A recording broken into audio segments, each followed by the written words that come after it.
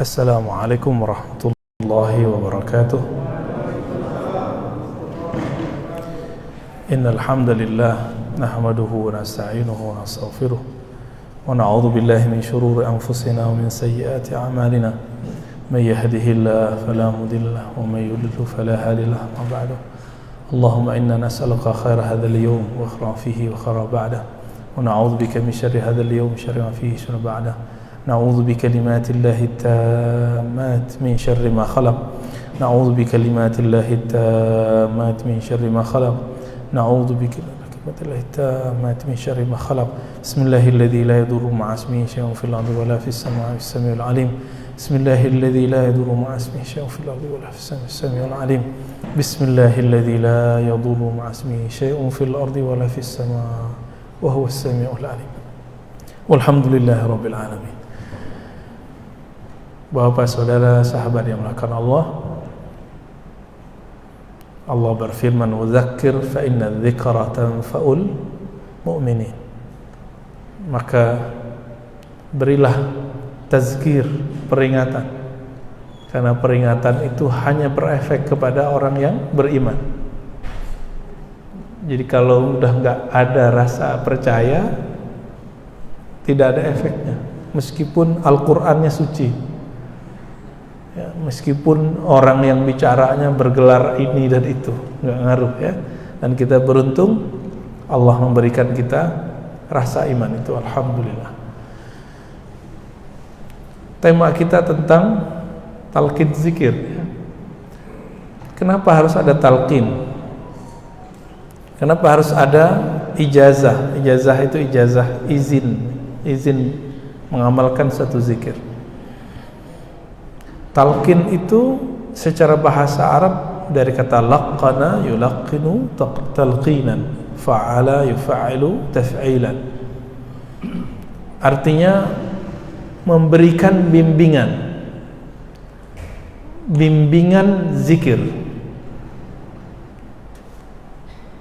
Kenapa harus ada talqin? Karena kita ini rata-rata mengalami amnesia spiritual. Jadi roh kita ini lupa kalau kita dulu pernah bertemu Allah. Ada yang pernah ingat nggak Pak? Dulu ketemu Allah ada yang ingat nggak? Kan nggak ada yang ingat. Maka Allah utuslah Rasulullah, diutuslah nabi-nabi Allah. Para nabi, para rasul sudah pindah alam. Yang masih di alam ini siapa ya? Guru-guru kita, pewaris para nabi, para rasul. Nah, mereka lah nanti yang mengemban amanah untuk memberikan bimbingan zikir. Jadi talqin zikir, terjemahan bebasnya bimbingan zikir. Perlu dibimbing nggak Pak zikirnya? Perlu. Kalau nggak, zikirnya nggak ada maknanya, nggak ada rasanya kalau nggak ada bimbingan.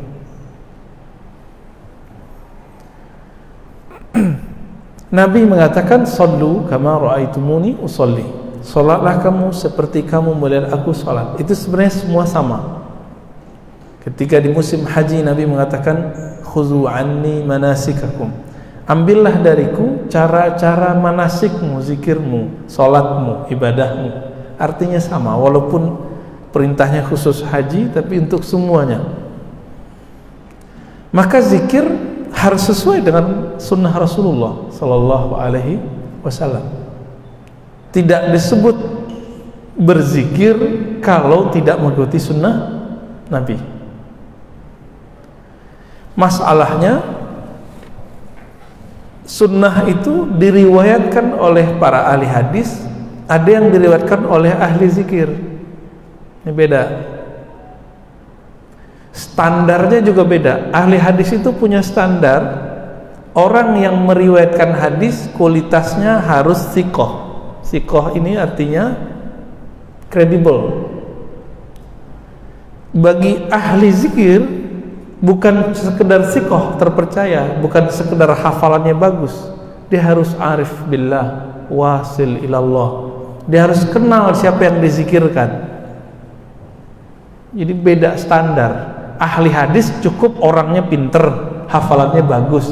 Kalau ahli zikir Nggak cukup. Orangnya nggak mesti pinter-pinter amat, yang penting dia kenal siapa yang dia sembah. Mana yang lebih berat, Pak? Ahli hadis, Pak, ahli zikir? Ahli zikir. Ini yang dilupakan banyak orang. Maka sanad atau silsilah zikir antara ahli hadis itu berbeda kualitas dengan ahli zikir. Ini sebagai contoh umum. Kita sholat pakai bacaan Al-Quran, Al-Fatihahnya riwayat Imam Asim yang diriwayatkan oleh muridnya Imam Hafiz. Jadi Quran kita ini, Pak, ini diriwayatkan, ini ada periwayatnya. Enggak ujuk-ujuk datang ke Pekanbaru begini, enggak.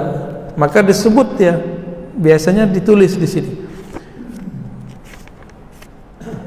biriwayati Hafsin an Asim. Pada baca enggak? Enggak ya? Jadi Quran itu diriwayatkan. Tapi coba cek. Ini yang ngotot nih dengan tradisi ahli hadis. Kita harus meletakkan sesuatu pada tempatnya. Ada yang harus dikritisi dengan standar ahli hadis, ada yang tidak boleh dikritisi dengan standar ahli hadis. Contoh, ini Imam Hafiz berguru kepada Asim. Imam Asim secara ilmu hadis riwayatnya dhaif. Kalau kita pakai standar ahli hadis, ini Al-Quran jadi dhaif nggak? Paham? Paham maksudnya? Mudah nggak saya cerita? Nyambung saya cerita apa? Jadi ahli hadis itu mensyaratkan orangnya harus thiqah. Thiqah itu kredibel, hafalannya harus thabit. Imam Asim yang meriwayatkan bacaan ini, nah, bacaan ini kan nandanya saya nggak tahu tadi baca Al-Qur'annya apakah itu diwakaf tadi atau saktah, saya nggak ngerti. Jadi kalau baca Quran versi Hafiz, bismillahnya dijaharkan, udah bener. Yang kedua, siratal ladzina an'amta 'alaihim ghairil maghdubi 'alaihim waladdallin. Satu nafas. Jangan berhenti di tengah. Siratal ladzina an'amta 'alaihim. Gitu ya? Itu qiraat lain, itu riwayat lain. Jadi ini pun berhenti dimanapun Ahlul Quran meriwayatkan. Maaf, lupa minum tadi. Bismillah.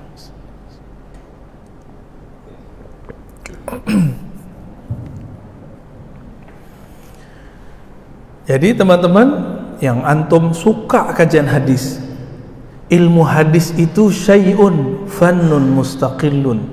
Itu disiplin ilmu yang khas. Standarisasinya tidak boleh diterapkan ke ilmu yang lain kecuali yang sesuai. Dalam bab Al-Quran saja tidak bisa diterapkan. Oke? Apalagi untuk talqin zikir. Itu udah beda langit dan bumi ilmunya. Siang malam bedanya. Maka tolong bagi para kritikus hadis jangan pakai standar itu. Kalau pakai standar itu, kita akan meninggalkan Al-Quran yang kita baca hari ini. Ya. Terus pakai standar apa? Ahli zikir.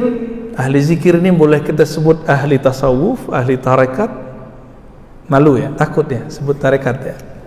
Orang hari ini malu nyebut tasawuf. Ya, masjid ini kayaknya udah insaf ini. Insya Allah ya. Saya di mana-mana itu dipesenin sama pengurusnya. Di sini enggak ya. Ustaz, jangan sebut-sebut tasawuf, Ustaz. Kenapa? Jamaah sensitif. Loh, jamaah ikut ustaz atau ustaz ikut jamaah? Bengong pengurusnya. Ya. Loh, kalau antum begitu, kapan jamaah naik pangkat? Ya? Kapan jamaah naik makom? Gitu-gitu aja ntar. Ya. Jadi saya menghimbau kepada semua pengurus masjid, kajian tasawuf dijadikan kurikulum. Kalau enggak masjid rame terus, Pak. Masalah Sayyidina rame, zikir keras rame, cuma kunut rame. Itu ada imam yang ditonjok kunut karena enggak ada tasawuf di situ. Tasawuf itu intinya akhlak. Akhlak itu nggak mungkin kalau orang nggak adil dengan dirinya. Orang adil dengan dirinya baru muncul ketenangan di kolbu. Kalau udah tenang nggak mungkin nonjok orang. Ya. Ini cuma masalah kunut. Apalagi kalau imamnya zikir keras, oh bisa diteriak-teriakin ntar. Bapak saudara makan Allah. Jadi standarnya ahli fikih itu beda lagi. Standarnya ahli hadis beda lagi, standarnya ahli Quran beda lagi, standar ahli tasawuf, ahli tarekat yang mereka sebut gurunya dengan mursyid itu standarnya khas. Apa standarnya? Ayyakuna wasilan ilallah, ilmunya nyampe kepada Allah, rasa bertuhannya sahih, bukan rasa-rasa setan ya. Rasanya itu murni.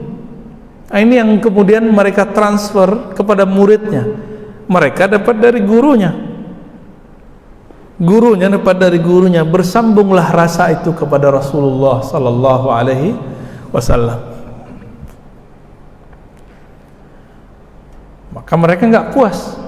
Dihantamlah sanad zikir, yaitu Al-Hasan Al-Basri, imam tabi'in, itu kan berguru ke Sayyidina Ali. Sayyidina Ali ini wafatnya tahun 40 lebih kurang. Mereka berusaha mengatakan bahwa Al-Hasan Al-Basri tidak bertemu Sayyidina Ali. Berarti sanad zikir terputus. Nah, ini cara mereka. Bagaimana kita nanggapinnya? Kita kembali ke ahli hadis saja kalau emang mereka ngeritik hadis. Imam Ibnu Hajar Al-Asqalani yang mensyarah Sahih Bukhari. Jadi Sahih Bukhari itu syarah terbaiknya itu syarah Imam Ibnu Hajar. Diikuti oleh muridnya Imam Sakhawi, lalu muridnya yang kedua Imam Suyuti.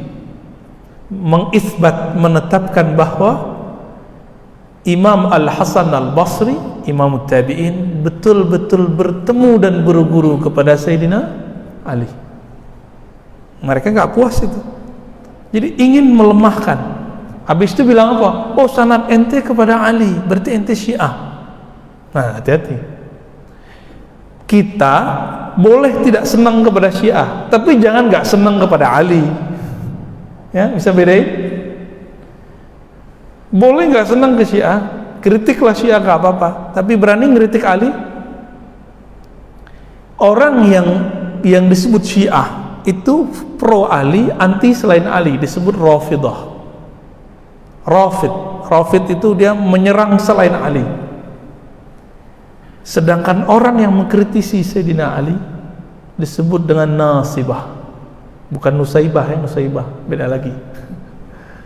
Nasibah, kelompok yang suka mengejek ahlul bait, keluarga Nabi sallallahu alaihi wasallam. Di dalam hadis Imam Al-Hakim, Sayyidina Ali datang kepada Nabi sallallahu alaihi wasallam. Lalu bertanya, "Wahai Rasulullah, tunjukkanlah kepadaku aqrabut turuq ilallah wa ashaluha." Jalan pintas menuju Allah yang paling mudah, paling dekat, yang enggak ribet-ribet, enggak perlu pakai suluk 40 hari, kira-kira begitu. Yang bayangin suluk 40 hari udah serem aja nih ya. Ada Pak metode peringkasnya. Kalau suluk 40 hari kan itu thariqah para nabi. Nabi Yunus 40 hari di perut ikan, Nabi Musa 40 hari di Tursina, Nabi Muhammad di Gua Hira 40 hari. Ali bin Abi Thalib mikir, ini kelamaan ini 40 hari ya. Terus gimana? Yang gampang wahai Rasulullah. Apa kata Nabi? Alaika bidmudawamati dzikrillah. Ya. Hendaklah engkau mudawamah, konsisten berzikir dalam keadaan sir ya, sepi ataupun jahar ya. Kita keraskan, kita lembutkan, ramai ataupun sendiri.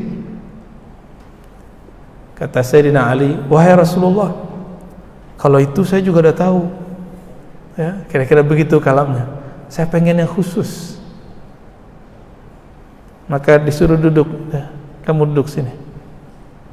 Apa kata Nabi? Ghammid ainaik, Tapi di hadis Imam Hakim itu ada tambahan tengahnya.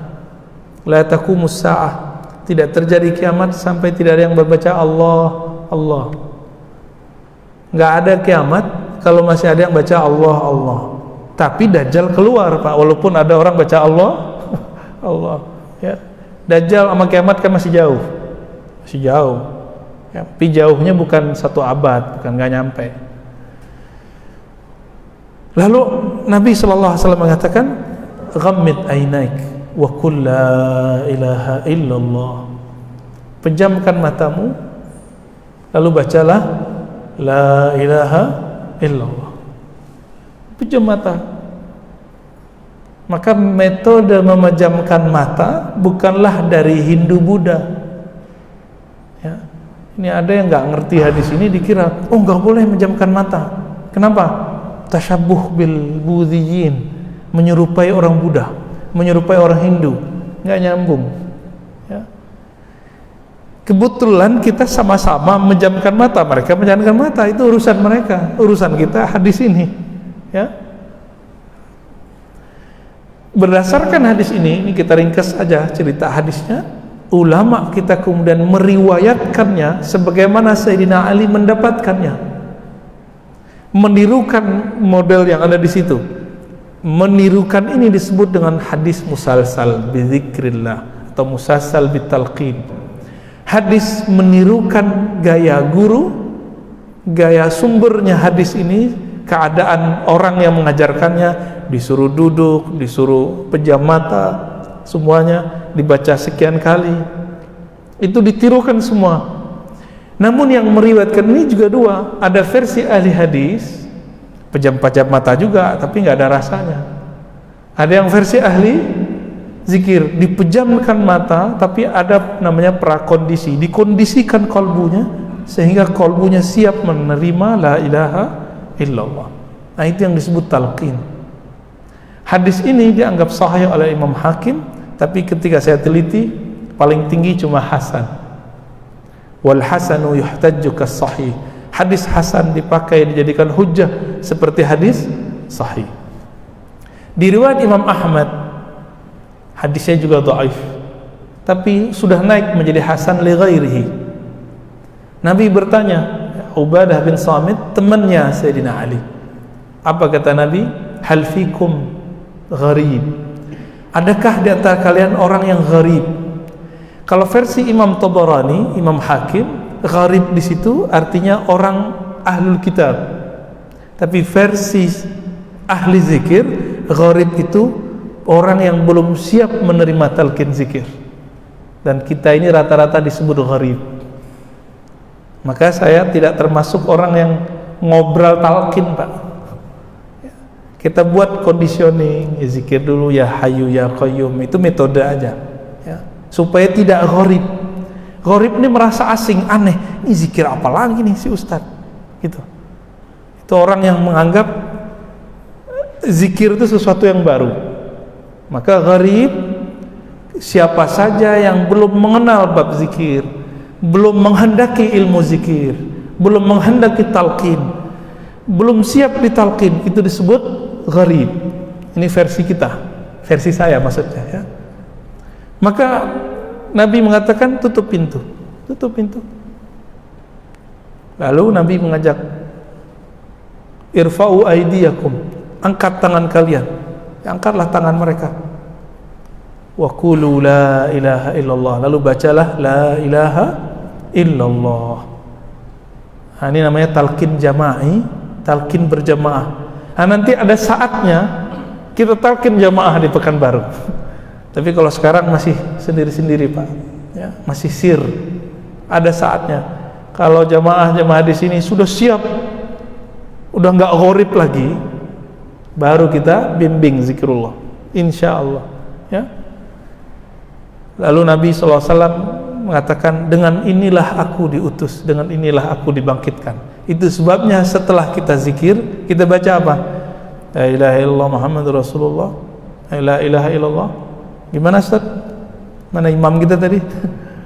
La ilaha illallah ya, Muhammadur Rasulullah kalimatu haqqin alaiha nahya kalimat yang benar, dengan itulah aku hidup, dengan itulah aku mati, dengan itulah aku dibangkitkan. Benar kan nih? Kita hidup dengan kalimat itu. Beneran? Kayaknya hidupnya pakai handphone ya. Saya aja kemana-mana bawa handphone ya. Maka supaya Allah nggak marah, saya bawa tasbih juga lah ya. Ustaz, ente tasyabuh dengan Yahudi. Loh, mana ada Yahudi pakai tasbih? Yahudi bukan baru kali. Ya. Baik. Jadi hadis talqin zikir ada versi ahli hadis, ada versi ahli zikir, dan sanadnya dua-duanya bisa dipertanggungjawabkan. Betul di sana sini ada kritik, cuma secara ilmu talqin, ilmu musalsal, hadisnya menurut ahli tasawuf sahih. Karena mereka dapat dari gurunya yang sudah dapat ijazah. Nah, ini rahasia nih Pak. Ini perbedaan orang-orang tarekat sufi dengan yang tidak tarekat sufi mengajar zikir. Tarekat sufi itu ngajar zikir harus dapat ijazah dari gurunya. Yang antum benci selama ini itu, ya, yang antum bilang ini khurafat, ini fanatis. Bukan, mereka itu untuk menjaga kemurnian zikrullah, itu si ustadz harus dapat izin dari gurunya, biar terjamin bahwa zikirnya benar-benar bersumber dari Rasulullah sallallahu alaihi wasallam. Kita malah bangga, oh saya pakai zikir pagi sore aja tak. Dapat di mana zikir pagi sore? Dapat di mana? Di YouTube. Ya, atau ketemu di toko kitab ya. Ambil di toko buku terus amalin sendiri. Orang yang zikir tanpa berguru, dia dapat berkah, tapi tidak dapat faid. Faid itu aliran nur yang Allah berikan kepada guru, diwariskan kepada murid. Apa bedanya? Kalau si murid punya guru, dia lemah, bisa ditarik oleh gurunya, bisa ditegur. Tapi kalau zikir-zikir sendiri, baca-baca maksurat sendiri, baca rotib sendiri, tanpa ada bimbingan guru, kalau kita lagi lemah, tidak ada yang negur, tidak ada yang narik. Itu bedanya. Jadi samalah, kita mau pergi satu tempat, numpang ke orang yang sudah tahu jalan, kita belum tahu jalan dan nggak punya kendaraan. Duluan mana nyampenya? Yang punya kendaraan. Nah, ini ilustrasi paling gampang. Yang paling kenal Allah siapa? Rasulullah, lalu sahabat Rasulullah, lalu tabi'in. Nah, mereka berhenti di situ, disebut salaf. Maka mereka langsung kembali ke kitab salaf. Nggak begitu. Kitab salaf itu juga diriwayatkan dari salaf, terus ke khalaf, terus sampai zaman ini. Maka hatta al-yawm, ya, sampai saat ini zikir-zikir itu masih diwariskan dari kolbu ke kolbu, dari jiwa ke jiwa, dari ruh ke ruh, sampai hari ini. Al-arwahu junudun mujannadah, sesungguhnya ruh itu sesama mereka saling kenal, ya, mereka berkumpul. Semoga berkumpulnya kita ini menunjukkan bahwa ruh kita bersaudara di alam sana. Amin, ya. Udah syuruk belum? Ya, khawatir udah syuruk aja. Ini banyak yang nanya, Ustadz kalau ada kajian syuruk kita sholat dulu atau ya zikir dulu atau ngapain? Kajian dulu. Karena kajian lebih wajib daripada sholat syuruk yang hadisnya dhaif. Kalau syuruk itu hadisnya dhaif. Tapi karena Imam Tirmizi yang meriwayatkannya, beliau mengatakan ulama salaf mengamalkannya naik jadi hasan. Gitu bedanya, ya. Kembali ke bab zikir. Nabi itu ada yang mengajarkan zikir secara personal, fardi namanya. Ada yang jama'i. Ada yang secara tertutup, ada yang secara terbuka. Begitu Nabi metodenya. Ada yang kadang Nabi mengajarkan satu kalimah la ilaha illallah, kadang Nabi mengajarkan subhanallah bihamdi subhanallahil azim. Satu kali istri Nabi Sofiyah itu dia punya biji kurma sama kerikil digabung 4.000. Itu zikir dari subuh sampai Nabi balik. Nabi balik itu kira-kira waktu duhanya yang sudah naik jam 9 atau jam 10. Kira-kira kalau dari subuh sampai jam 9 berapa jam itu zikirnya? 4 jam ya? 4 jam zikir, Pak. Istri Nabi loh ya. Nabi pulang, dalam hadis yang sahih Nabi berkata, ya, hadis Abu Daud, wahai istriku, maukah engkau aku tunjukkan zikir yang lebih afdal daripada ngitung? Yang tadi Nabi larang enggak? Enggak. Nabi enggak larang kok. Cuma Nabi lagi ingin menaikkan kurikulumnya dari zikir menghitung kepada zikir tidak perlu menghitung. Ini yang dilupakan oleh orang yang tidak punya zikir dan ijazah talqin. Jadi dia dapat hadis dijadikannya untuk menghantam zikir pakai hitungan. Nabi mengatakan di situ, afdal min dzalik, yang lebih afdal dari zikir menghitung. Bukan berarti zikir menghitung tidak bagus. Ini baik, ini lebih baik. Begitu. Hadza hasan wa hadza ahsan. Jadi bukan berarti zikir dengan menghitung itu buruk. Logikanya begitu. Tapi orang-orang yang benci kepada tasawuf dan tarekat mengatakan hadis ini adalah dalil membatalkan, melarang berzikir dengan angka. Justru sebaliknya, hadis ini adalah dalil boleh zikir dengan angka. Dan ini udah berapa bulan nih pertanyaan sama, Ustadz katanya kalau zikir pakai angka nanti kedatangan khadam. Saya mau tanya sama yang ngomong dulu, mungkin gurunya ustadznya, emang dia ngelihat alam gaib? Imam Syafi'i mengatakan, man qala ra'aitul jinna fala tuqbal syahadatuhu. Orang yang ngaku-ngaku ngerti alam jin, ya, dia bilang lihat jin, khadam segala macam, tidak diterima persaksiannya, apalagi pengajarannya. Orang kayak gitu dipercaya hari ini, Pak. Dia nggak pernah melihat alam khadam, dia nggak pernah melihat alam jin. Emang jinnya senangnya sama apa sih? Main tebak-tebakan. Iyattabi'una illa dhann. Mereka itu cuma tebak-tebakan. Nih kalau zikir pakai angka tertentu nanti datang khadam. Asal-asalan. Persoalan itu kemudian dijelaskan oleh para ulama berdasarkan hadis ini. Baru Nabi ngajarin kuli, katakanlah wahai istriku, subhanallah bihamdi, subhanallah azim, adada khalqihi wa zinata arshihi wa ridha'a nafsihi wa midada kalimatihi. Boleh dibalik ya. Itu zikir secara ilmu hadis boleh dibaca siapa aja, tapi secara ilmu qalbu kalau belum sampai ke rasa ini maka nggak ada efeknya. Coba diterjemahkan, subhanallah bihamdi, subhanallah azim, adada khalqi, maha suci Allah, maha hebat Allah sebanyak bilangan makhluknya. Waktu antum zikir begitu, ingat lafaznya atau ingat maknanya? Saya yakin antum ingat lafaznya aja. Ternyata ahli zikir itu punya istilah, ada namanya zikir jama'i atau zikir kullu jasad. Zikir kalau zikir semua bagian tubuhnya merinding. Zikir itu sudah dilewati oleh Sayyidah Safiyah.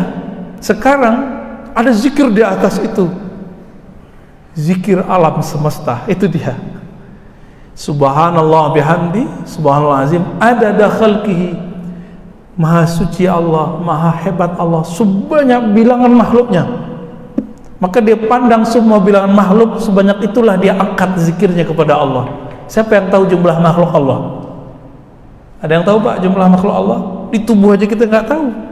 Di tubuh ini berapa sel kita nggak ngerti. Karena hanya Allah yang tahu. Nah ini rahasia lagi, naik pangkat lagi tuh Sofia. Hanya Allah yang tahu jumlah bilangan makhluk di tubuh ini dan di alam semesta. Maka zikir ini sebenarnya zikir menyerahkan makna zikir kepada yang punya nama. Ya Allah, maha suci engkau, sesuci yang engkau mau. Karena yang tahu jumlah makhluk cuma engkau. Berarti ini zikir nggak pakai logika biasa lagi, dia pakai logika Nabi. Karena Nabi lah yang pernah diperjalankan melewati semua alam semesta. Ini Nabi itu udah masuk Pak ke semua lini alam, maka disebut beliau rahmatan lil alamin.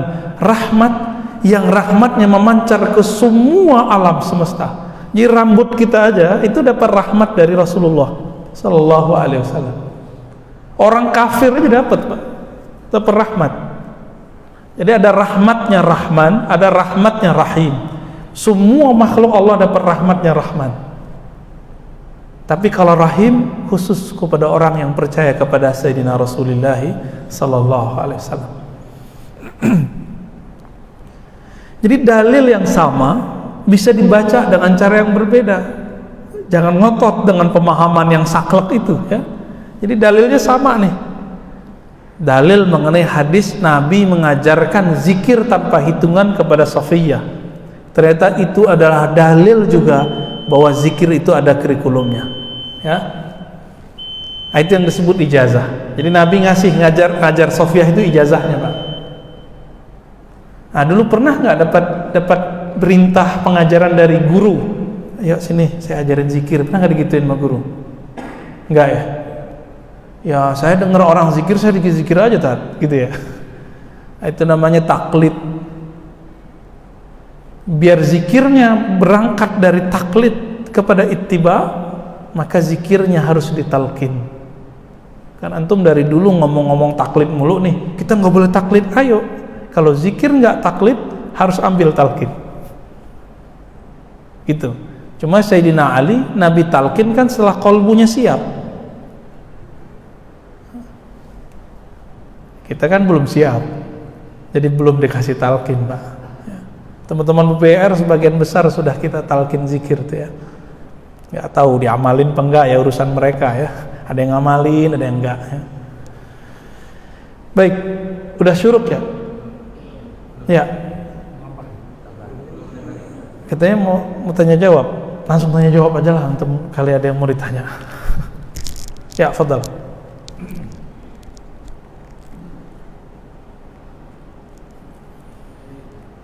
Lanjut dulu. Ya udah. Jadi tadi itu dalil zikir. Jadi dalil zikir berangka dengan tidak pakai angka, dalilnya sama tuh. Hadis riwayat Imam Abu Daud. Nah, yang benar itu memahaminya, kita tidak mengatakan ini benar mutlak.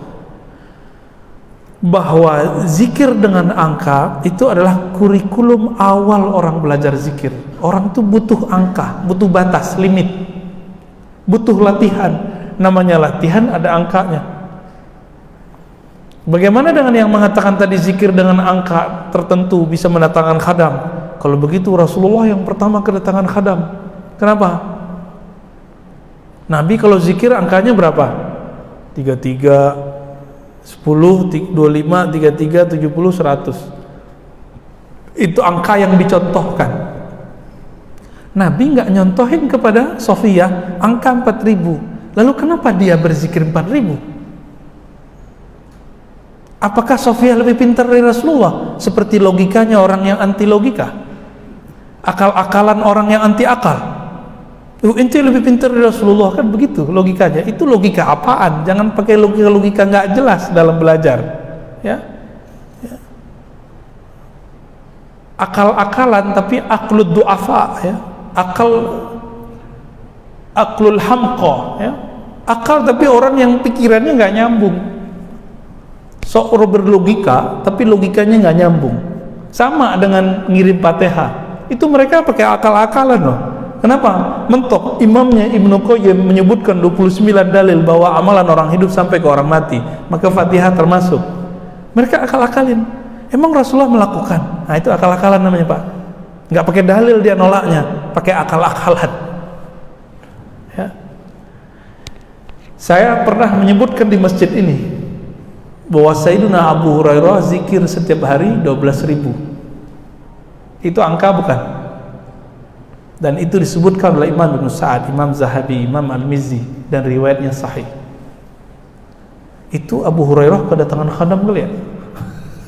Ya. Jadi zikir dengan angka tertentu, yang penting ada guru yang nyuruh. Gurunya ahli zikir punya sanad kepada Rasulullah. Itu jaminannya langsung Rasulullah sallallahu alaihi wasallam. Kalau sahabat Nabi, mereka boleh berkreasi. Dapat ayat, wahai orang beriman, sebutlah nama Allah sebanyak-banyaknya. Uzkurullaha zikran katsira. Surat Al-Ahzab Al-41 ya. Sofiyah menganggap 4.000 itu banyak, maka dia zikir 4.000. Abu Hurairah menganggap 12.000 itu banyak, maka dia menganggap inilah penafsirannya. Jadi sahabat itu mencoba menafsirkan. Tafsiran itu sampai di zaman ini menjadi sebuah thariqah. Jadi thariqah itu jangan dibayangkan orang suluk-suluk doang. Suluk itu salah satu metode dalam thariqah zikir. Ada thariqah ringkas, cuma karena ringkas hasilnya ringkas juga. Kalau yang mau khalwat 40 hari hasilnya juga lebih bagus. Orang kursus 40 hari dengan orang yang kursus cuma lewat YouTube sehari 10 menit, beda nggak hasilnya? Beda lah ya. Kira-kira begitu Bapak Saudara makan Allah. Jadi kita hidupkan lagi sunnah ini, sunnah talqin zikir, sunnah zikir berjamaah, sunnah zikir sendiri-sendiri. Nah di sini sudah ada zikir jamaah, ikutin aja, nggak usah malu-malu ya. Ikutin zikirnya, nanti terasa gemaknya. Nah ini ada adab kalau imam ngajak kita zikir, jangan kita mendahului imam, jangan kita lebih pelan dari imam, standar. Kapan zikir itu suaranya menjadi energi? Apabila suaranya satu frekuensi. Jadi nggak ada yang duluan, nggak ada yang telat, sama. Itu sebabnya juga ada majelis ratibul haddad. Itu kalau ratibul haddadnya mereka satu hati dan suaranya satu, semuanya akan majzub, ditarik oleh Allah SWT dan merasakan nikmat zikir. Nah, tapi kalau nggak ada kesetaraan suara di situ, hilang deh ya. Jadi nanti kalau imamnya zikir, ikutin Pak ya. Imamnya kencang gitu kencang, imamnya lembut lembut. Jadi imam saya sarankan tidak hanya zikir cepat, la ilaha illallah, pelan-pelan dulu, la ilaha illallah, pelan-pelan aja Pak, la ilaha illallah, pelan-pelan, lama-lama cepat boleh ya, tapi jangan teriak-teriak juga pakai mic ya. Nanti terganggu orang lain. Baik, saya rasa cukup lah ya. Ya, fadhal. Assalamualaikum. Pertanyaan pertama yang selalu kita dengar, afdhalul dzikri la ilaha illallah. Tadi ya subhanallah walhamdulillah azim. Ada lagi yang lain-lainnya. Banyak zikir yang kita dengar ya. Pertanyaan pertama, bagaimana penempatan kapan waktunya dan bagaimana kita membaca la ilaha illallah, Allah pertanyaan pertama. Yang kedua, pertanyaan ini, bulan puasa ini adakah Ustaz melakukan suruk dan di mana, kapan? Terima kasih Ustaz. Iya. Assalamualaikum. Yang kedua, saya jawab aja, nih masih musim corona ya. Kita WFH Pak. Maka kita buat SFH, suluk from. Tapi kalau ada zona yang sudah kuning, hijau, Bapak ke sana aja.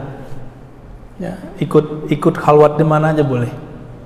Zikir itu intinya percaya kepada Allah, percaya kepada Rasulullah, menghormati guru, pasang adab, usul ilallah, langsung Allah terima Pak. Nggak mesti sama saya atau sama siapa gitu ya. Yang pertama tadi pertanyaannya tentang bagaimana menempatkan zikir. Kan ada hadis afdhalu dzikri la ilaha illallah, hadis Imam Tirmizi. Zikir paling afdal adalah la ilaha illallah. Zikir itu terjemahan. Kalau saya nerjemahin enggak begitu. Zikir paling lezat adalah la ilaha illallah. Ada zikir juga astagfirullah. Kapan ditempatkan?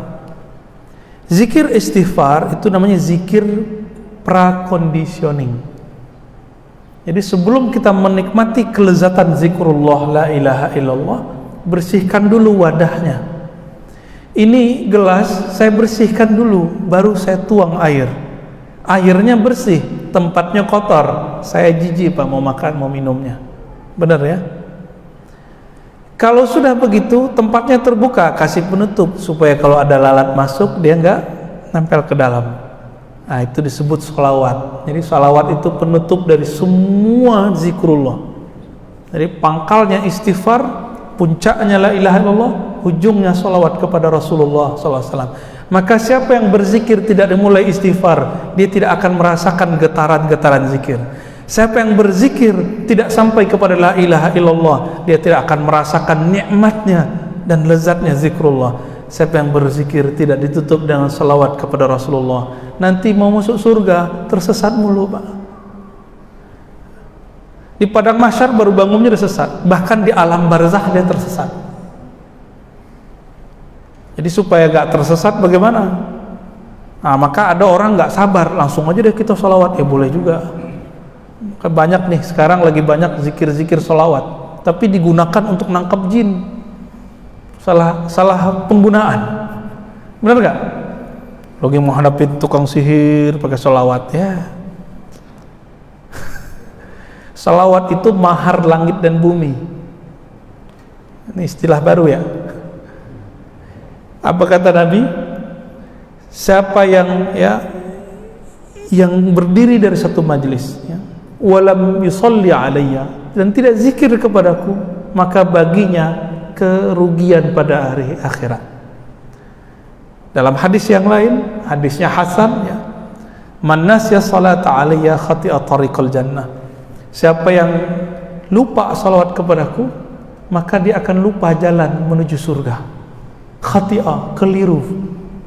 Mau Pak nanti keliru. Jadi nih saya kasih ijazahnya Pak ya. Al-wirdul asas dulu pernah kita kasih di sini. Namanya wirid asas. Pertama syahadat dulu, asyhadu an la ilaha illallah. Ingat ya, syahadat dulu. Jadi setiap kalau mau zikir perbaharui syahadat. Asyhadu an la ilaha illallah, asyhadu anna Muhammadar Rasulullah. Kalau perlu dimaknai, aku bersaksi tiada yang berhak disembah kecuali Allah, bahwa Nabi Muhammad itu utusan Allah. Beristighfar. Astagfirullah. Istighfarnya berapa Pak? 100 kali. Pelan-pelan aja. Bayangkan semua dosa yang kita pernah lakukan, satu-satu sebutin. Dosa mata sekian, ada 7 anggota, ada 10 bagian di badan, masing-masing 10 dosa. Udah Pak, jadi 100 dia. Ya, inilah hakikat zikir Nabi. Beliau beristighfar setiap hari 100 kali. Bedanya beliau nggak punya dosa zahir, nggak punya dosa batin. Beliau menganggap kurang syukurnya sebagai dosa. Nabi itu sholat sebanyak-banyaknya. Kenapa? Beliau mengatakan, afala an akuna abdan syakura. Kenapa aku tidak boleh menjadi hamba yang bersyukur? Udah sholat begitu, beliau masih merasa kurang bersyukur. Keluar dari tempat buang air, beliau mengatakan, ghufranak ya Allah, ampuni aku kurang mensyukuri nikmat bisa buang air. Yang pernah mengalami mampet tuh ya, selangnya, pernah nggak? Sakitnya bukan main, bener. Sakitnya bukan main kalau kita nggak dikasih nikmat buang air kecil. Maka Nabi bersyukur, Nabi menangis Pak, mengatakan ghufranak, ya Allah ampuni aku. Jadi Nabi minta ampun bukan dari dosa. Nabi minta ampun karena kurang syukur. Ini beda istighfar kita dengan istighfar Nabi. Kalau kita benar-benar berdosa, karena dosa kita banyak. Belum lagi dosa batin. Kalau ditambah begitu bisa 200 istighfarnya. Ya cukup 100 dulu. Nah, ini mengamalkan sunnah Nabi. Tuh angka dari Nabi bukan? Dari Nabi Pak. Setelah itu baca la ilaha illallah. Kalau waktu luang Bapak misalnya udah pensiun nih, udah pensiun Pak. Nah, kalau udah pensiun saya kasih yang panjang nih Pak. Kalau yang muda-muda nih kita kasih yang pendeknya aja. Yang pendek-pendek itu la ilaha illallah cukup, titik. 100 kali. Bagi yang sudah pensiun atau lagi musim libur, la ilaha illallah, Allahnya dipanjangkan. Wahdahu la syarikalah, lahul mulku wa hamdu wa huwa ala kulli syai'in qadir. Dimaknai itu, lahul mulku wa lahul hamdu. Miliknya lah semua kekuasaan, semua kerajaan. Miliknya lah semua pujian. Maka kalau kita dipuji, yakinkan, i'tikadkan pujian itu kembali kepada Allah, baru boleh Pak menerima pujian. Jadi kapan kita nggak pantas menerima pujian? Kalau kita menganggap pujian buat kita, gitu. Tapi kalau kita dicaci maki orang, jangan yang dikembalikan kepada Allah. Itu emang kita Pak yang jelek, ya. Berapa kali? 100 kali. Beberapa masyayikh kita menambahkan, yuhyi wa yumitu wa huwa ala kulli syai'in, dia menghidupkan yang mati. Tapi di hadisnya begitu doang. La ilaha illallah wa la syarikalah, lahul mulku wal hamdu wa huwa ala kulli syai'in qadir. Dia berkuasa atas segala sesuatu. Ini dibaca, intinya ada di la ilaha illallah. Kalau Bapak nggak fokus di kalimat setelahnya, cukup baca la ilaha illallah. Berapa kali? 100 kali. Yang nggak sempat lagi duduk habis sholat, buru-buru mau kerja, ya di motor, di mobil boleh, ya. Terus yang ketiga, karena semua zikir tanpa sholawat tidak sampai kepada Allah, maka wajib sholawat. Jadi sholawat itu bagi saya bukan sunat Pak. Yang bilang sunat udah lewat udah, ya. Sholawat itu wajib hukumnya. Kenapa wajib? Bahkan lebih wajib dari sholat. Sholawat itu lebih wajib dari sholat. Kalau nggak ada sholawat, sholawat nggak naik. Kalau nggak ada sholawat, sholat tidak naik. Baru dengar antum ya, sholawat lebih wajib dari sholat. Bid'ah kan nih? Yang sering dibaca oleh imam, innallaha wa malaikatahu yusholluna 'alan nabi.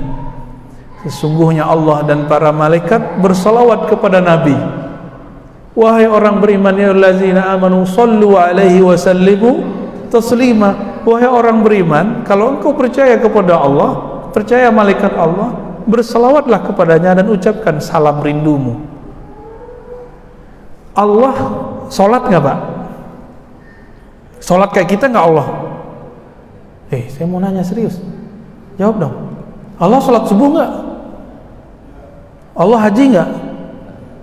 Allah zakat nggak? Nggak ya? Tapi Allah sholawat. Jika Allah bersolawat, maka sholawat itu apanya sholat? Sholawat itu adalah kendaraan sholat untuk naik ke hadirat Allah subhanahu wa ta'ala. Kita nyebut naik bukan berarti Allah bertempat tinggi ya. Nanti ada pembahasan khusus ya. Pertemuan di mana? Oh bukan di sini ya? Di Duri. Ya udah di sini aja kita jelasin ya. Allah itu maha tinggi mutlak, tapi bukan tinggi arah dan tempat. Kau wajib meyakini Allah maha tinggi, kan namanya Ali. Karena ia bukanlah benda, maka ketinggiannya bukan arah. Jadi kita wajib meyakini Allah maha tinggi. Itu wajib hukumnya ya. Udah berapa tadi? 3. Yang terakhir, subhanallah bihamdi, subhanallah azim, 100 kali ditutup adada khalqihi wa zinata arsyihi wa ridha nafsi wa midada kalimah. Tapi kalau Bapak pensiun 100 kali baca itu Pak. Subhanallah bihamdi, subhanallah azim, adada khalqihi wa zinata arsyihi wa ridha nafsi wa midada. Nikmat itu. Itu udah bawa satu kontainer zikir itu di belakang ya. Seberat aras, sebanyak makhluk Allah. Pernah nimbang aras nggak? Badan aja lupa nimbang, apalagi nimbang aras. Subhanallah bihamdi subhanallah, seberat arasmu ya Allah. Aras itu meliputi langit dan bumi. Langit dan bumi tidak terlihat jika dibandingkan aras Allah. Kita bilang ya Allah, engkau maha hebat, seberat arasmu. Siapa yang tahu? Hanya Allah. Maka zikir ini namanya zikir bukan zikir. Az-zikru ala zikri, az-zikru fawqa zikri. Zikir tapi di atasnya zikir.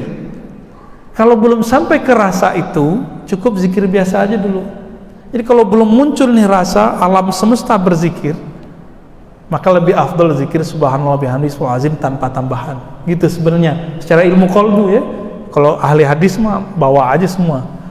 Baik.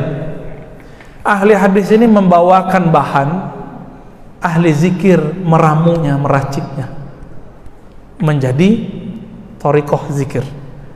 Ahli hadis bawa riwayat, ahli fikih meramunya menjadi hukum. Gitu Pak ya. Nah, sekarang muncul pemahaman ahli hadis itu sudah punya metode sendiri. Ini kekeliruan besar. Ahli hadis nggak bisa meramu sendiri kecuali dia ahli fikih, kecuali dia ahli zikir. Nggak ada ilmu yang mandiri di dunia. Semua ilmu saling berkaitan dan beririsan. Gimana? Udah 6:30. Kalau masih ada pertanyaan lain, tapi sebelum itu mungkin ada pertanyaan dari saya. Ngambil estafet nih. Iya, fadhal. Tentang zikir juga. Bagi kita awam, mungkin kita mengambil zikir-zikir itu yang ada di Quran dan ada di hadis yang pasti. Namun zikir-zikir yang dari para ulama yang punya sanad itu dari ijazah, kita kan tak begitu tahu dengan kondisi zaman sekarang siapa yang bisa memberi ijazah. Yang pertanyaan saya, apakah kita termasuk bersanad andaikan kita dengar hanya dari online, dari TV atau dari ceramah umum di apa namanya ya, di forum umum yang kita tidak kenal, tidak langsung berjumpa dengan guru. Apakah itu termasuk juga bersanad? Iya bersanad tapi online. Sanad online. Sanad juga Pak. Anak kita sekolah online, sekolah offline, beda nggak hasilnya? Beda efeknya? Kalau sekolah online itu tengkar mak-maknya dahsyat sekali. Ayo deh, adeknya masih beda. Itu semua mak-mak mengalami hal itu, ya. Dia kira anaknya kok bodoh, padahal semua anak begitu. Di dalam diri kita, kalau kita ngaji online, Bapak akan berurusan dengan itu, Pak. Ini bener gak ya, bener gak ya, begitu. Itu berkelahinya dalam diri. Tapi kalau ketemu guru yang mumpuni, hilang semua itu, karena dalil itu ada pada diri guru. Dalil yang hidup namanya guru yang bersanad, dalil yang tertulis kitab, ya. Jadi sebenarnya kalau ada guru kita bersanad itu lebih afdol daripada lembaran-lembaran kertas. Kertas ini kan mati Pak, kertas-kertas zikir itu. Ada nyawa nggak kertas itu? Nggak ada. Yang ada nyawa si kolbu ulama ini. Karena dia punya nyawa, punya spirit, dia bisa mewariskan spiritnya kepada kita. Kalau buku kan nggak bisa. Masa kirim Fatihahnya ke kertas kan?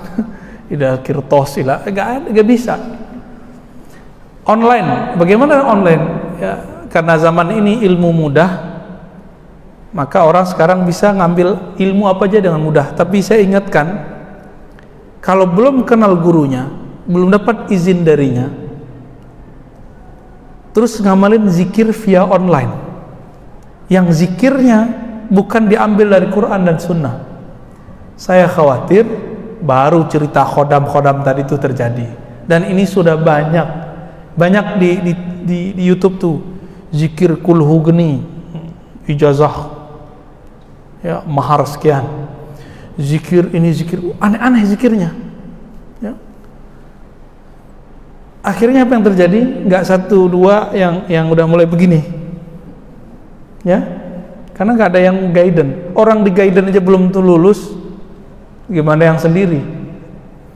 Jadi umur Bapak berapa Pak? Maaf nih, 6. Udah wajib Pak. Udah wajib belajar zikir dah. Jangan online lagi. Cari gurunya, minta bimbing. Ustaz, Kiai, Syekh, bimbing saya. Gitu. Ya. Mau sampai kapan lagi? Emang jamin nggak kena corona habis ini? Kan nggak juga. Kita nggak tahu. Minimal kita punya garansi bahwa zikir kita bersanad kepada Rasulullah SAW. Jadi bolehkah lewat online? Boleh jika zikirnya yang zikir yang umum, Rotibul Hadar, Rotibul Atos, zikir-zikir yang biasa-biasa. Tapi kalau zikirnya namanya aneh-aneh, apalagi namanya ke bahasa lokal, tolong jangan diamalkan. Karena iblis itu Pak, nama aslinya kan Azazil. Itu tadinya ahli zikir. Azazil ini dulu yang jaga surga dan dia ibadah di surga. Azazil ini dipecat dari malaikat. Dia turun punya dendam. Dia punya tentara 70.000. 70.000 ini masing-masing 70.000 itu punya tentara lagi di bawahnya. Kerjaannya ngapain? Godain-godain orang-orang yang suka zikir, suka ngaji. Nah, bagaimana supaya tidak kemasukan setan?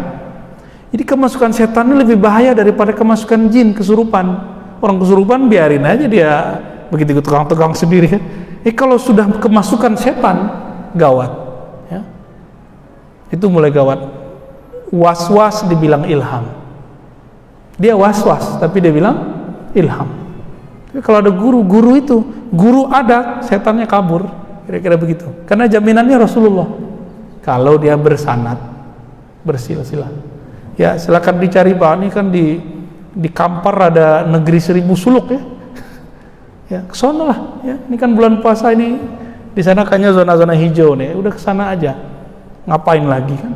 Ustadz saya ngurus ini, ngurus itu. Mau sampai kapan ngurus ini selesai? Urus diri sendiri. Ku anfusakum dulu, walu ahlikum. Itu kan dalil kalau orang kan biasa menerjemahkan jaga dirimu keluargamu. Itu terjemahan biasa. Ku anfusakum ahlikum itu kamu mau jaga orang, mau ngurusin yayasan, masjid, sekolah. Itu orang. Kapan kamu jaga dirimu sendiri? Gitu. Ya. Ya belum lama ini juga ada sahabat saya bilang, Ustadz saya imam di masjid tapi guru saya nyuruh suluk. Kamu ngimamin masjid, tahun depan kalau umur panjang masih bisa kan? Ya, tapi rokaatnya sekian Ustadz, kalau saya nggak jadi imam rokaatnya bisa berkurang dari 20 menjadi 11. Ya nggak apa-apa toh, ente pulang balikin lagi di 20. Tapi tahun depan kalau kita meninggal, kita belum sempat zikir latihan, gimana? Kan nggak bisa balik Pak. Farji'na na'mal sholihan, semua ruh, semua jiwa itu meratap ketika dikuburkan. Ya Rabb, tolong kembalikan kami ke alam hidup, kepada kehidupan. Tapi Allah kembalikan nggak?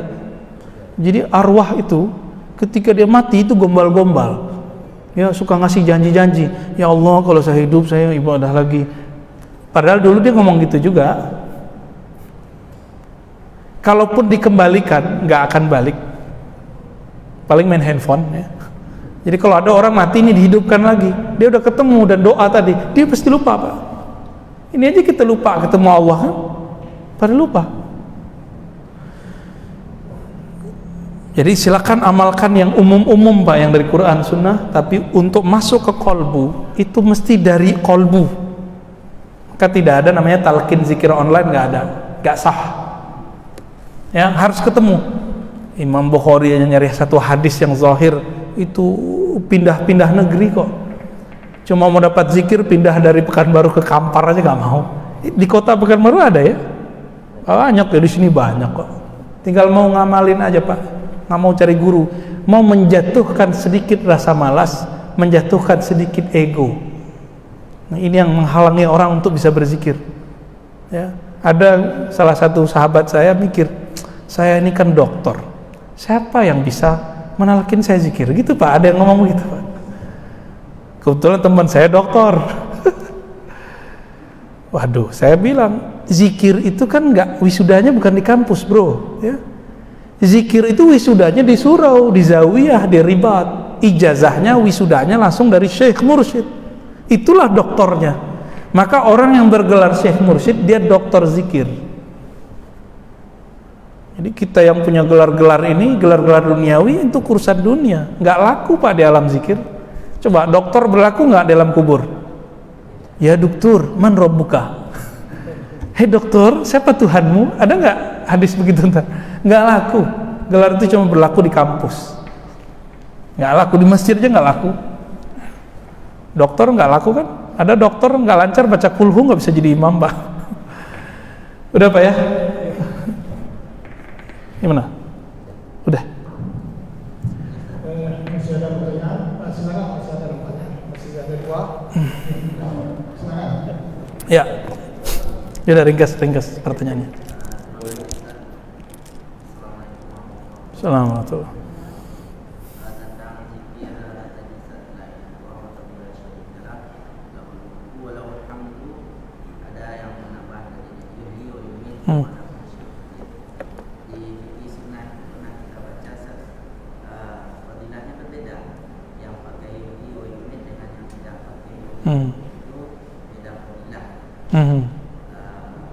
Pertanyaannya, apakah memang masing-masing ketika zikir itu tetapi ada tambahan atau kekurangan, sebenarnya khasiat atau fadilahnya berbeda.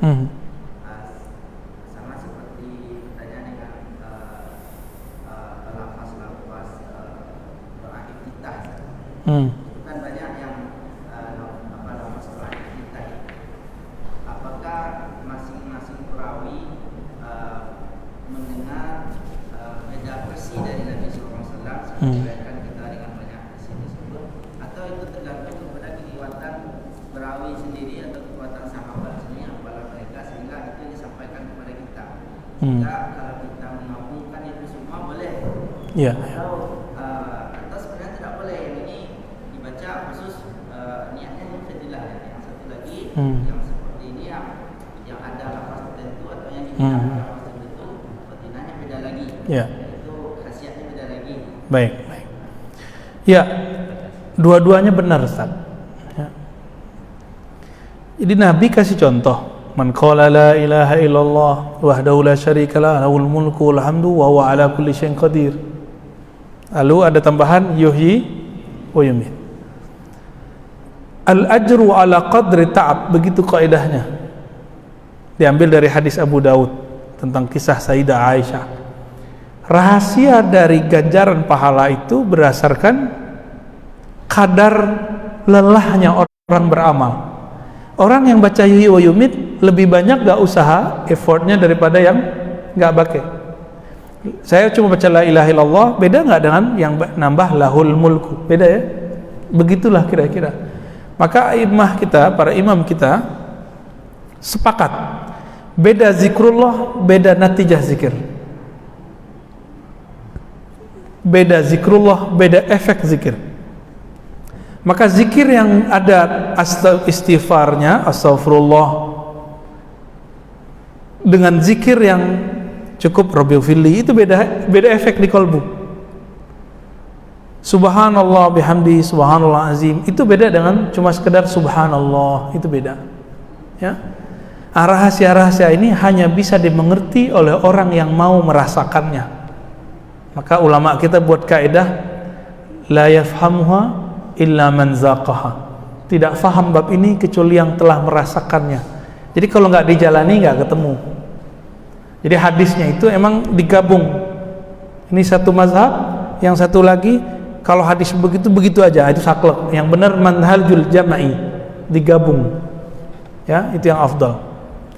Maka Imam Nawawi mengatakan, jika kamu ketemu hadis lafaznya bagaimanapun, amalkanlah walaupun cuma sekali, bahkan itu pun dhaif, amalkan. Itu Imam Nawawi. Ya, silakan diamalkan dengan semua versinya. Ya. Itu juga di dalam salat, jadi kita bisa boleh. Dalam lafaz tahiyat. Saya kalau iftitah saya gabung antara wajah tu dengan Allahumma ba'id baini. Ya, biar jadi NU Muhammadiyah, Muhammadinu. Ya. Mungkin satu lagi terakhir, dia dengan ngomong ada cara lain nanti. Mungkin satu lagi terakhir, silakan. Ya. Silakan. Assalamualaikum warahmatullahi wabarakatuh. Assalamualaikum.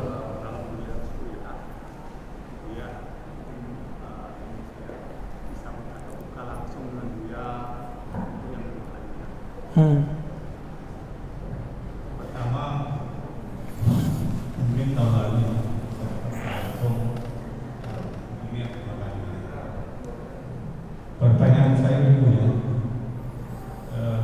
Tadi sanad itu berasal dari Rasulullah Sallallahu alaihi wasallam. Kemudian ada suatu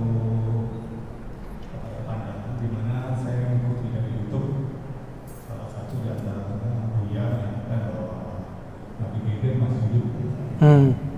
Suatu saat Nabi Khidir. Kebanyakan ketemu Iya. Nabi Khidir dapat suatu Amalan. amalan. Gimana gitu ketemu? Iya, iya. Assalamualaikum warahmatullahi wabarakatuh. Jadi ada temannya Bapak ketemu Nabi Khidir, terus dikasih zikir. Iya. Tahu dari mana dia itu Nabi Khidir? Itu dulu Pak. Ini bisa iya, bisa enggak, ya? Ya. Saya bertanya kepada ahli Khidriyah, ahli tarekat Nabi Khidir itu. Jadi tarekatnya ada Pak. Kalau kita mengalami kejadian ini, tahu dari mana kalau ini beneran Nabi Khidir atau itu setan? Kata beliau, istafti qalbak, tanya hatimu, sirmu, sir di dalam jiwamu itu tahu bahwa ini setan atau bukan setan. Maka Nabi Muhammad mengatakan, man ra'ani fil manam faqad ra'ani fa inna syaitan la yatamassalu bi. Siapa yang mimpi ketemu aku, itu sirnya yang mimpi, Pak. Begitulah ketemu semua para nabi. Jadi tidak hanya Nabi Muhammad sebenarnya, tapi semua para nabi tidak bisa diserupai oleh setan. Tapi ulama kita ikhtilaf beda pendapat. Apakah setan bisa menyerupai wali? Yang benar bisa. Jadi setan bisa menyerupai wali, tapi tidak bisa menyerupai nabi. Kecuali ulamanya, kita tahu namanya dan ulamanya pewaris, dan kita bersanad kepada ulama tersebut. Insya Allah itu garansinya. Bagaimana dengan Nabi Khidir? Nabi Khidir ini kan gurunya para nabi. Nabi sudah nggak ada, maka sekarang dia jadi gurunya para wali. Kalau calon-calon wali itu beruntung dia ketemu Nabi Allah Khidir. Nabi Musa aja berguru ke Nabi Khidir, masa wali enggak? Oh enggak ada Ustaz, semua orang terdahulu udah mati. Ya itu pemahaman ente, kan ayatnya enggak ngomong tentang Nabi Khidir mati. Ya. Kalau begitu setan seharusnya udah mati dong, iblis sudah mati dong, jin udah mati. Enggak. Jin itu kalau enggak dia berperang sesama mereka atau terbunuh karena berperang dengan manusia, dia enggak mati-mati, Pak. Jin. Lebih mulia Nabi Khidir apa Nabi jin? Ya, Nabi Khidir itu kan tinggalnya di laut. Kita nggak tahu di mana lautnya. Dan sangat mungkin ada seseorang bertemu Nabi Allah Khidir lalu dikasih ijazah. Apa status ijazahnya? Ijazah zikirnya ini berlaku untuk dirinya sendiri. Ya, boleh nggak diamalkan? Boleh, karena dia setaraf dengan ilham. Ilham, mimpi, ketemu Nabi, ini berlaku untuk diri sendiri. Ya, boleh nggak diamalkan orang? Nah, proses pengajaran ke orang nanti ada proses panjang, ada proses tashihnya. Nah, nanti dalam waktu kita bahas. Ini nggak ada tema bahas Khidir kan? Oh, berarti nanti kalau umur kita panjang nggak ada halangan kita bahas. Pembahasan khusus, Pak. Saya bedah kitab kecil, kita buat daurah nanti ya. Kajian tentang riwayat Nabi Khidir, karya Imam Ibnu Hajar insyaallah. Baik. Ya, afwan ya. Oh, Pak Imam nih. Spesial nih.